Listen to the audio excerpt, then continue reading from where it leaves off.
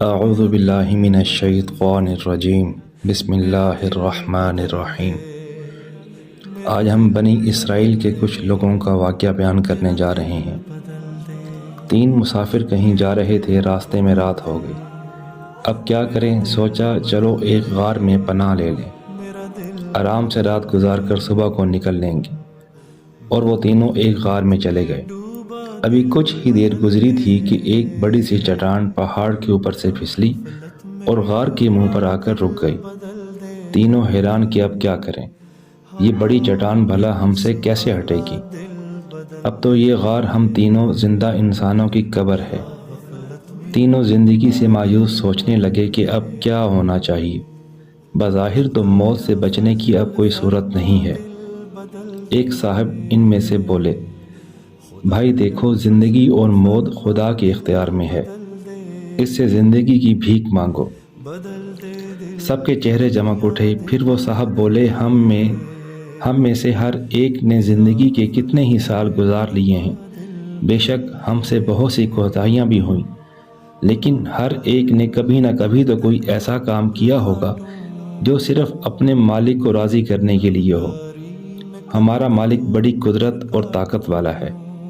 سوچو، جس نے جو بھی کام خالص اپنے مولا کی خوشنودی کے لیے کیا ہے، اس کا واسطہ دے کر اپنے مالک سے زندگی کی بھیک مانگو اور گڑ گڑا کر دعا کرے کہ اے خدائے رحم و رحیم قدیر، تو جانتا ہے کہ ہم نے یہ کام تیری ہی رضا کے لیے کیا تھا۔ اے ہمارے رب، اس کے توفیل تو ہمیں اس ناگہانی مصیبت سے نجات دے۔ اس مشورے سے سب نے اتفاق کیا۔ اندھیرے غار میں انہیں زندگی کی روشنی محسوس ہوئی اور ہر ایک نے باری باری اپنا واقعہ بیان کر کے خدا سے رحم کی درخواست کی۔ ایک صاحب بولے، میں جنگل میں مویشی چرایا کرتا تھا۔ میرے بوڑھے ماں باپ تھے اور کئی چھوٹے چھوٹے بچے بھی۔ روزانہ میں صبح کو مویشی لے کر جنگل نکل جاتا اور شام کو واپس آتا۔ گھر آ کر دودھ دہتا، پہلے اپنے بوڑھے ابا اور بوڑھی اماں کو پلاتا اور پھر اپنے بچوں اور گھر والی کو پلاتا۔ اس طرح دن گزرتے رہے۔ اتفاق کی بات کہ ایک دن میں چارے کی تلاش میں دور نکل گیا، بہت دور۔ وہیں شام ہو گئی۔ گھر کے سب لوگ میرا راستہ دیکھتے رہے۔ سب ہی بھوکے تھے، پھر چھوٹے چھوٹے بچے، ان کا تو بھوک کے مارے برا حال تھا۔ میں رات گئے گھر پہنچا، بوڑھے اماں ابا انتظار کرتے کرتے سو گئے تھے۔ ہاں، بیوی اور بچے جاگ رہے تھے۔ مجھے بہت افسوس ہوا کہ میں نے دیر کر کے گھر والوں کو کیسا ستایا۔ اب میں نے جلدی جلدی دودھ دوہا اور پیالے میں بھر کر اماں اور ابا کے پاس پہنچا۔ سوچا انہیں جگا کر دودھ پلا دوں، اس لیے کہ بچے بھی بھوکے ہیں۔ بیوی تو خیر صبر کر ہی لے گی، لیکن بچے جو بھوک سے چیخ رہے ہیں، یہ کیسے مانیں گے؟ لیکن دل نے کسی طرح گوارا نہیں کیا کہ بوڑھے ماں باپ کی نیند میں خلل ڈالوں اور انہیں جگا کر پریشان کروں۔ دونوں نہایت بوڑھے تھے اور آرام سے سو رہے تھے۔ اب میں دودھ کے پیالے لیے وہیں کھڑا رہا کہ جس وقت بھی ان کی آنکھ کھلے گی فوراً پیش کر دوں گا۔ میں کھڑا رہا اور ماں باپ سوتے رہے اور میرے چھوٹے چھوٹے بچے میرے پیروں سے لپٹ کر چیختے رہے اور اپنی پیاری زبان میں مجھ سے دودھ مانگتے رہے۔ بچوں کی بھوک، ان کی چیخو پکار اور دودھ کے لیے ان ننھے بچوں کی بے قراری پر میرا دل لرز گیا اور میرا دل بےتاب ہو گیا۔ لیکن یہ سوچ کر کہ ماں باپ سے پہلے ان بچوں کو کیسے پلا دوں، میں نے ان کو دودھ کا ایک قطرہ تک نہیں دیا اور اسی حالت میں پہاڑ سی یہ رات گزر گئی۔ صبح ہوئی، ماں باپ اٹھے اور میں نے معافی چاہتے ہوئے دودھ کا پیالہ پیش کیا۔ ماں باپ نے سیر ہو کر پیا اور پھر میں نے اپنے معصوم بچوں کو پلایا۔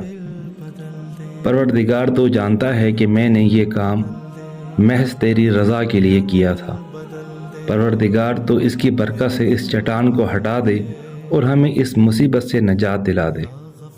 اور خدا کی مہربانی سے وہ چٹان غار کے منہ سے اتنی ہٹ گئی کہ آسمان نظر آنے لگا۔ اب دوسرے مسافر نے کہنا شروع کیا، ایک بار ایسا ہوا کہ میں نے کچھ مزدوروں کو کام پر لگائے۔ مزدور جب کام سے فارغ ہوئے تو اپنی مزدوری لینے آئے۔ میں نے سب کو خوشی خوشی مزدوری دے دی اور وہ مزدوری لے کر اپنے اپنے گھر کو روانہ ہوئے۔ ایک مزدور ایسا تھا کہ اس نے مزدوری نہیں لی اور چلا گیا۔ مجھے بڑا افسوس ہوا۔ خیر میں نے اس کی مزدوری کی رقم کاروبار میں لگا دی۔ خدا کا کرنا اس میں دن دوگنی رات چوگنی برکت ہونے لگی اور میں اس کا نفع اسی میں لگاتا رہا۔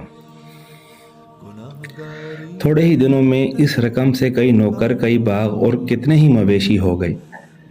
اب کیا دیکھتا ہوں کہ ایک دن وہی مزدور چلا آ رہا ہے۔ اس کے چہرے پر امید اور مایوسی کی ملی جلی کیفیت تھی۔ وہ آیا اور کہنے لگا، خدا آپ کا بھلا کرے، بہت دن پہلے میں آپ کے یہاں اپنی مزدوری چھوڑ گیا تھا۔